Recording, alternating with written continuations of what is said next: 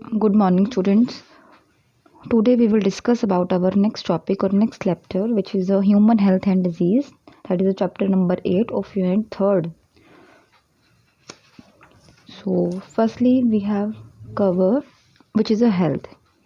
Health क्या है? Health means physically, mentally और सोशली अगर कोई इंसान फिट है, कोई स्ट्रेस फ्री है, उससे कोई फिजिकली कोई प्रॉब्लम नहीं है, सोशल जो उसका एनवायरनमेंट है that is a good, that means उसका फ्रेंड सर्कल है, रिलेटिव्स हैं, वो दैट मीन्स उनके साथ उनका जो बिहेवियर है दैट वो ठीक है, सोशली वो ठीक है, तो वो मेंटली भी ठीक रहेगा और फिजिकली भी ठीक रहेगा। तो ये तीनों जो एस्पेक्ट्स हैं इन्हें हम मिला के बोलते हैं हेल्थ। तो हेल्थ के कुछ फैक्टर्स जो हैं वो इफ़ेक्ट करते हैं या रिस्पॉन्सिबल हैं that for is your good health. उसमें हम बोल सकते हैं कि हमारा जो फिज़िकल एनवायरनमेंट है वो अच्छा हो तो हमारी हेल्थ अच्छी रहेगी। सोशल एनवायरनमेंट जो है वो ठीक होना चाहिए, हमारे नेबर्स जो हैं, हमारे जो फ्रेंड्स हैं उनके बीच में हमारा रिलेशनशिप्स हैं वो ठीक हों, फैमिली का एटमॉस्फेयर ठीक हो, पब्लिक जो हमारा जिस पब्लिक या फिर हम पब्लिक क्लीननेस जैसे हम बोल सकते हैं, दैट मीन्स कि जिस हम सोसाइटी में रहते हैं या फिर जिस हम घर में रहते हैं वहाँ की ये नहीं है कि कोई वहाँ पर कोई लीकेज की प्रॉब्लम हो रही है या फिर कोई किसी चीज़ में ब्लॉकेज है या फिर कोई गार्बेज की प्रॉब्लम है, कूड़ा करकट इकट्ठा हुआ वहाँ पड़ा है, तो उससे क्या होगा कि हमारी जो मॉस्किटोज़ हैं या फिर फ्लाइज़ हैं उससे भी हमें कई तरह की जो है बीमारियाँ हो सकती हैं।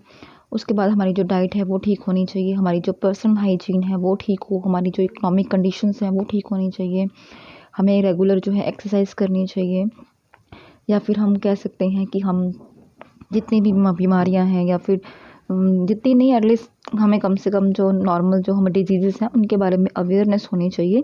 और education is the most important aspect of all the things, so that is the factor which is responsible for a good health. उसके बाद आता है डिजीज़। डिजीज़ क्या है? डिजीज़ का मतलब ही होता है अगेंस्ट कंफर्ट, मतलब ऐसी कोई भी चीज़ जो हमारे कंफर्ट के अगेंस्ट हो उसे हम बोलते हैं डिजीज़। तो any conditions which interfere with the normal functioning of the body and impair the health, जो हमारी बॉडी की नॉर्मल फंक्शनिंग में कोई रुकावट पैदा करे उसे हम बोलते हैं डिजीज़। टाइप्स जो हैं इसकी डिजीज़ की, पीरियड ऑफ अक्रेंस के अकॉर्डिंग 2 कैटेगरीज में डिवाइड किया गया है डिजीज़ को। सबसे पहली जो है वो है कंजेंशियल डिजीज़। कंजेंशियल डिजीज़ क्या होती है? इनबॉर्न दैट मीन्स कि वो बाय बर्थ ही, जब हमारा जन्म होगा, हमारा बर्थ होगा, उस टाइम से ही हमारे अंदर वो प्रेजेंट होगी और हम कह सकते हैं इन शॉर्ट कि मदर से जो है वो बेबी में जो है वो ट्रांसफ़र होगी डिजीज़। जैसे कि disease caused by a gene mutation, से हीमोफीलिया हो गया या कलर ब्लाइंडनेस हो गया कि कुछ कलर्स की पहचान करने में किसी को प्रॉब्लम होती है, तो वो जो बीमारी है से ट्रांसफ़र होती है by mother to the fetus. उसके बाद आती है सेकंड जो है डिजीज़ है दैट इज़ एक्वायर्ड डिजीज़। ये जो बीमारी है that is occur only after the birth, that is ये जो बीमारी है दैट इज़ अ इनहेरिटेबल है, वो प्रेजेंट है बाय बर्थ, और that is a non inheritable. और कम्युनिकेशन के बेसिस पे एक्वायर्ड डिजीज़ जो है वो 2 टाइप्स की है। First one is the communicable disease and second one is the non communicable disease. Communicable disease को हम इन्फेक्शियस डिजीज़ भी बोलते हैं। इसमें होता क्या है, जो इन्फेक्टेड पर्सन है, इन्फेक्टेड पर्सन से हेल्दी पर्सन में ये जो बीमारी है वो ट्रांसफ़र होगी। अब हम देखेंगे कि किस तरह से ट्रांसफ़र होती है और वी कैन से इसकी टाइप्स क्या हैं on the basis of the causative agent. Causative agent के बेसिस पे जो कम्युनिकेबल डिजीज़ हैं that is of 6 type: bacterial diseases, viral diseases, protozoan diseases, fungal diseases, helminthes diseases और बैक्टीरियल डिजीज़। ये सब बीमारियां जो हैं ये जो कम्युनिकेबल डिजीज़ हैं, कम्युनिकेबल मीन्स एक जो इन्फेक्टेड पर्सन है उससे नॉर्मल पर्सन को हो सकती हैं, और इसके ट्रांसमिशन के मोड के बेसिस पे, मतलब किस तरह से ये बीमारी ट्रांसफ़र होती है, ये आगे फिर 2 टाइप्स हैं जो कम्युनिकेबल डिजीज़ हैं। First one is a contagious disease and second one is a non contagious disease. Contagious disease में क्या होगा, जो इन्फेक्टेड पर्सन है उससे हेल्थी पर्सन में जाएगी, बट इसमें फ़र्क क्या है, जो एक्चुअल कॉन्टैक्ट होगा उन दोनों के बीच में उससे जाएगी। जैसे कि एसटीडी हो गया, स्मॉल पॉक्स हो गया, चिकन पॉक्स हो गया। एसटीडी आई होप सभी को पता है कि सेक्सुअल कॉन्टैक्ट्स हैं, एक्चुअल कॉन्टैक्ट जो होगा उससे जो बीमारी है एक दूसरे में फैलेगी। फिर आती है नॉन कंटेजियस डिजीज़। इसमें क्या होता है कि जो इन्फेक्टेड पर्सन है उससे जो हेल्दी पर्सन में बीमारी जाएगी, पर जाएगी किस तरह से, एक्चुअल कॉन्टैक्ट से नहीं जाएगी।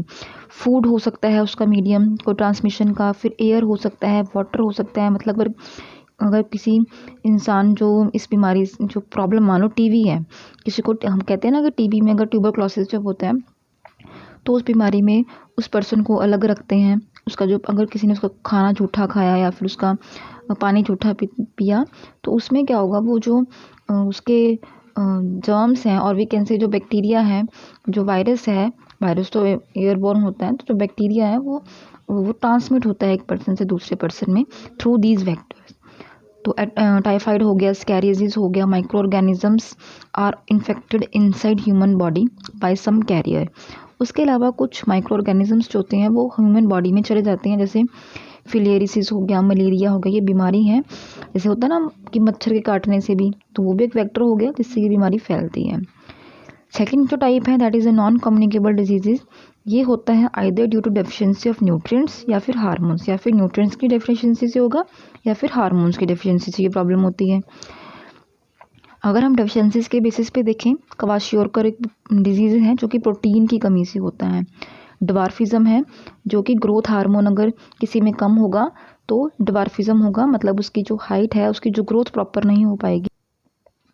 सेकंड जो टाइप है that is a degenerative.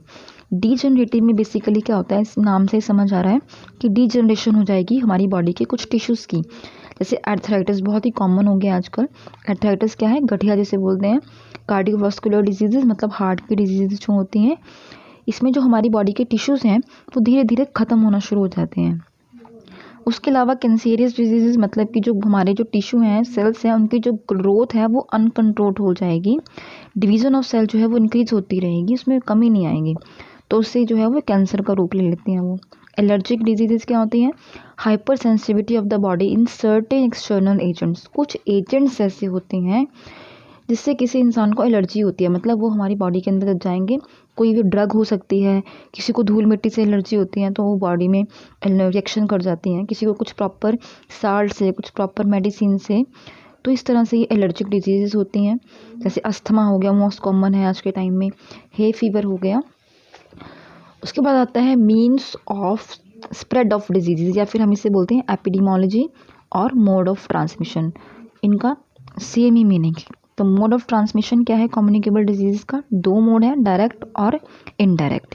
Direct में क्या होगा, पैथोजन जो है वो ट्रांसफ़र करेंगे directly without the intermediate agent, मतलब उनके बीच में कोई एजेंट नहीं होगा, डायरेक्टली वो ट्रांसफ़र होंगे डायरेक्ट कॉन्टैक्ट से, या फिर ड्रॉपलेट इन्फेक्शन, या फिर सॉइल से, या फिर एनिमल की बाइट से, या ट्रांसप्लेसेंटल। जैसे क्या सॉइल से, मतलब जैसे हम कह सकते हैं स्कैरीज की प्रॉब्लम हो सकती है।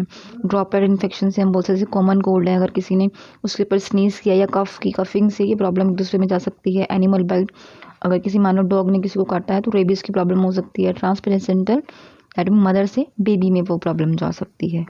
और इनडायरेक्ट का क्या मतलब है, कुछ इंटरमीडिएट एजेंट जो है वो इन्वॉल्व होगा, जैसे वेक्टर बॉर्न, इसे हम बोलते हैं vector borne disease, vehicle born disease, air born, format born. Format born का मतलब क्या होता है, वेक्टर मीन्स आप आई होप सभी को पता ही है, जैसे मक्खी हो गया या मच्छर हो गया, एक वेक्टर की तरह काम करेंगे।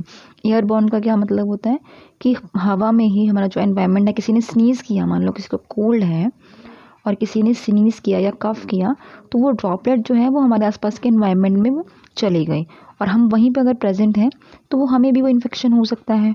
फॉर्मेट बॉर्न का क्या मतलब होता है, इसे हम बोलते हैं बाय द ऑब्जेक्ट्स। मान लो हमारे दरवाजे के जो हैंडल्स होते हैं, उन अगर हमें कोई कोल्ड की प्रॉब्लम है मान लो, और हमारे हाथों में वो जो जर्म्स हैं या कोई भी हमारे हाथों में किसी भी तरह के कोई जर्म्स लगे और हमने गंदे हाथों से, उन्हीं हाथों से अगर उस हैंडल को या किसी भी चीज़ को छुआ है, तो वो जो प्रॉब्लम है वो हमारे अंदर भी ट्रांसफ़र हो सकती है। इसीलिए कहा जाता है कि कभी भी अगर पब्लिक प्लेस में या किसी भी जगह पे जाओ तो हमें आसपास की चीज़ें जो है वो नहीं छूनी चाहिए। अनक्लीन हैंड्स, गंदे हाथ हों तो प्रॉब्लम हो सकती है। एसटीडी और एड्स, ये सब क्या है, इनडायरेक्ट ट्रांसमिशन है। तो that is all about your introductory part of this chapter. So I hope सभी को समझ आया होगा। बच्चे, मोड ऑफ ट्रांसमिशन जो है वो अभी अब आई होप ये सबको कन्फ्यूज़न हो सकती है, ये भी मोड ऑफ ट्रांसमिशन है, ये भी मोड ऑफ ट्रांसमिशन है। इस मोड ऑफ ट्रांसमिशन के बेसिस पे जो डिजीज़ेज़ हैं वो दो तरह की होती हैं, कि किस तरह से फैलता है, उसके हिसाब से ये डिजीजेज हैं।